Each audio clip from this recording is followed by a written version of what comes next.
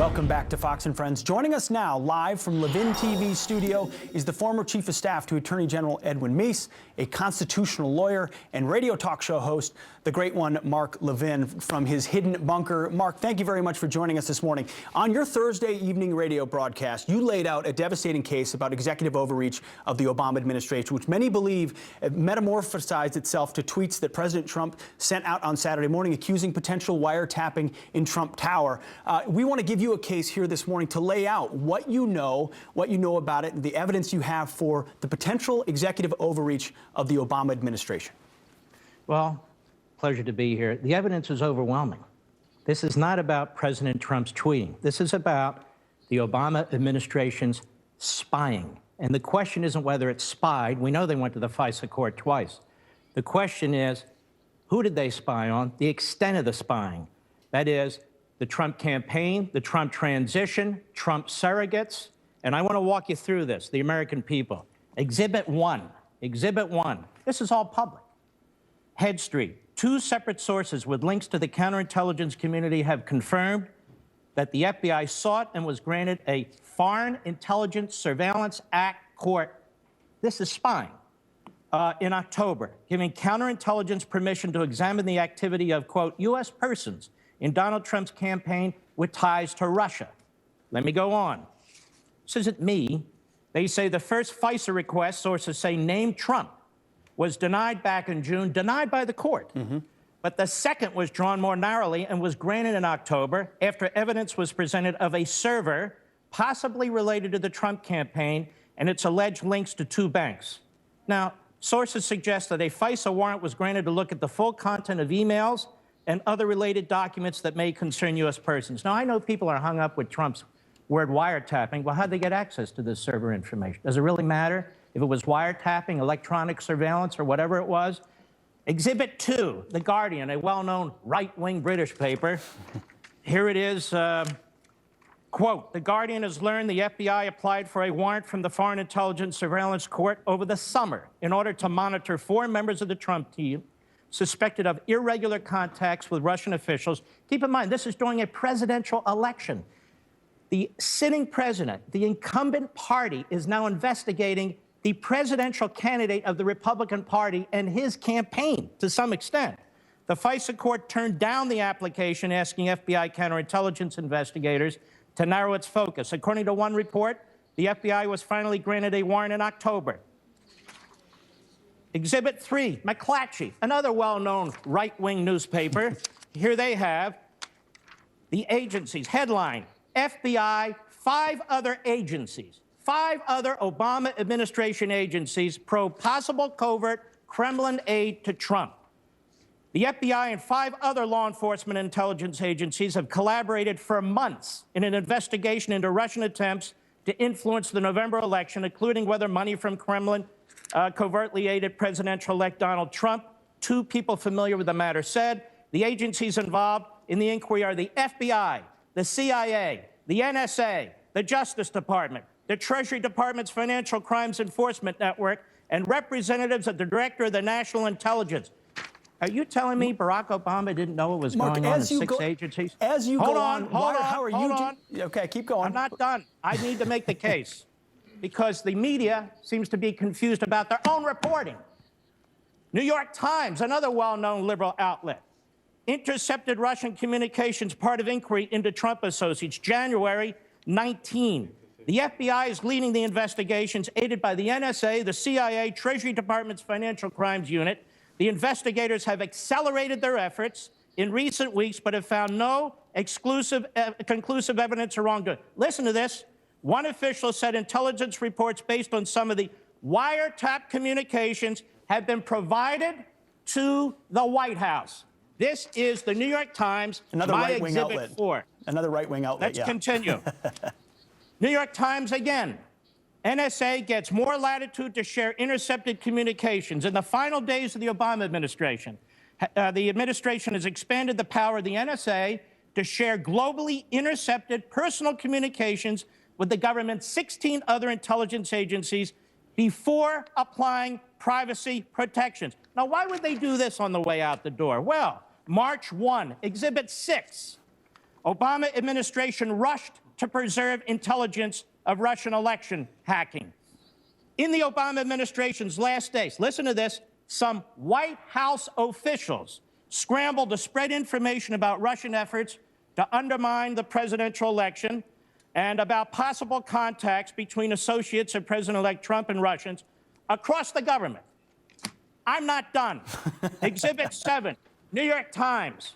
Flynn is said to have talked to Russians about sanctions Trump took office. Well, where'd they get this information? Well, Mark, you know, the FISA court, they're always monitoring the Russian ambassador, and so how do we know that? Maybe they are, maybe they're not, but there's an awful lot of other activity. Sure. Here we have Washington Post, one more, Washington Post, March 2nd.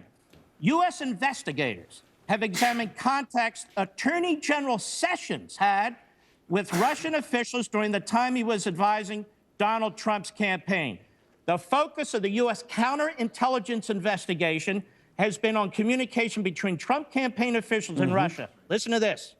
The inquiry involving Sessions is examining his contacts while serving as Trump's foreign policy advisor in the spring and summer of 2016. This has been going on for a year. Well, Mark, now, as you do on your radio program, you lay out a devastating case based on public documents, as you point out, and not right-wing sources, but mainstream left-stream sources. How confident are you that this investigation, which was on so-called Russian hacking, but now the White House says this morning will be broadened to looking into executive overreach, how confident are you they will find something there?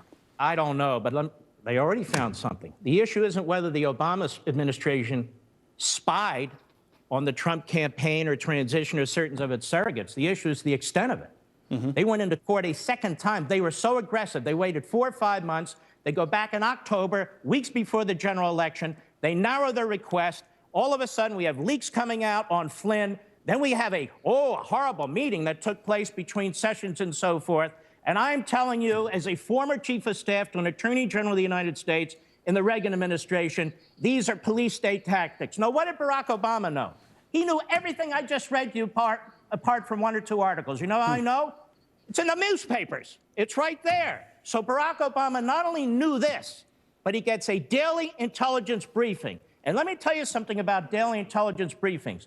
If your attorney general and your FBI is going to the FISA court to get a warrant to investigate aspects of an opposition party in the middle of a general election campaign, how much you want to bet the President of the United States knew that? I don't want to bet his you on opinion. That. Mark, we were about to hit a hard break. Is there any way you could stick around for 1 more minute and ask you 1 more question on this? That's fine. You got it. All right, more with Mark Levin on Fox & Friends around the corner. Still joining us live from Levin TV studio, former Chief of Staff to Attorney General Edwin Meese, constitutional lawyer and radio talk show host, the great one, Mark Levin. Mark, I got to tell you, even just in the break, the response has been overwhelming to the case that you laid out, which is devastating. And Abby and I were talking in the break about sort of where it goes from here, right, Abby? Yeah, that is the question, because you laid out your case in this last block. You're very passionate about the evidence that you have. And as Pete said, we have so many people writing us in saying, thank you for speaking your voice. They're right behind you on this. My question, though, how does this play out in the media? How are they going to continue to cover this story? Let me first say, this is the case made by the New York Times, the Washington Post, McClatchy, and the rest of them. I just put it together as a former Justice Department official. And Donald Trump here is being attacked for what he tweeted. Donald Trump is the victim. His campaign is the victim. His transition team is the victim. His surrogates are the victim. These are police state tactics. I am telling you this as a former chief of staff to an attorney general. If this had been done to Barack Obama, all hell would break loose, and it should. And Barack Obama's statement is pathetic. Mark. Let me just say this. Where does it go from here? They ought to release both FISA court applications where they sought the warrant. The one in the summer and the one in October. So we know exactly what they were doing. That's number one. Number two, Congress needs to see the daily presidential intelligence briefings over the past year or so. Those are the beginnings of a serious investigation. Number three, for the Republicans in Congress, you control the majority. If the Democrats do not want to assist, and they won't, because I'm starting to think Chuck Schumer and the others are participating in all this cover-up activity, then plow ahead without them. But this is important to the country. We cannot have a sitting presidential administration unleashing 6 federal agencies, intelligence and law enforcement. I don't mean the president personally sitting there and saying, you know what, Valerie, let's go get him. Obviously, the Attorney General and the FBI were involved in this. This is how you get a FISA court application prepared and submitted. Do you think former President Obama was involved in this? And if so, how much was he involved? I'm not Nostradamus here. I just think that we ought to find out. But I will tell you this. He's more involved than he says. I mean, it's his executive branch. It's his Justice Department. Mine's been the IRS. All of a sudden, the IRS is targeting American citizens. I don't know anything about it. We have reporters, including James Rose in the AP, where the Obama administration did more investigations of reporters than any administration in American history. They're quite capable of these things. But it doesn't matter. We want to know what took place, and there ought to be public hearings on this stuff, too. I agree with the Democrats. Let's get to the bottom of this. So join me. Join us. This is the public record. Yeah. It's the newspaper of record, the New York Times. Let's go. Mark, there's another aspect of this. When you mentioned Chuck Schumer a moment ago, he's been trying to block as many Trump nominations as he can and slow the process. And we had J. Christian Adams, a former Justice Department official you probably know well, on a couple of hours ago.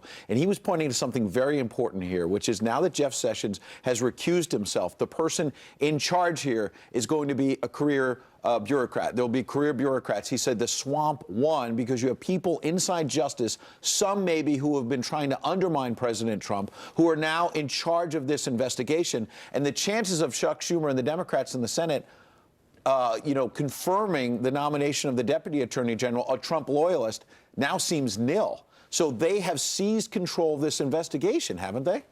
They not only did that, they have squirreled their appointees into the bureaucracy, and they're buying more and more time to do that. Okay, then recess appoint a Deputy Attorney General. Do that. Say, okay, I'm recessing appointing so-and-so as Deputy Attorney General of the United States. And then, because Attorney General Sessions recused himself from matters affecting the Russian investigation and so forth, then the Deputy Attorney General who is recessed appointed is the acting Attorney General for the purposes of an investigation related to this. So Christian is right. He served as justice in the Civil Rights Division. I'm right. I served as chief of staff. I know exactly what's going on. He knows exactly what's going on. And the administration needs to respond. Well, Mark, you laid out a devastating case. We know now why they call you the Great One. Ladies and gentlemen, Mark Levin, thanks for joining Fox and Friends this morning. We appreciate it. Good to see you. Thank you, Mark. God Appreciate bless. that. Thank you.